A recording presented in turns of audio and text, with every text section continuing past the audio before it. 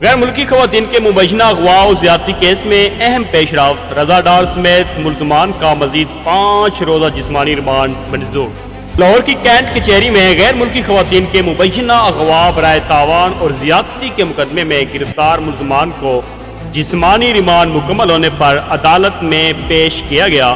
عدالت نے دلائل سننے کے بعد وزیر خارجہ اسحاق ڈار کے نواسے رضا ڈار سمیت دیگر گرفتار ملزمان کا مزید 5 روزہ جسمانی ریمانڈ منظور کر لیا۔ تفتیشی حکام کے مطابق کیس کے مختلف پہلوؤں سے تحقیقات جاری ہے، جبکہ مزید شواہد اکٹھے کیے جا رہے ہیں۔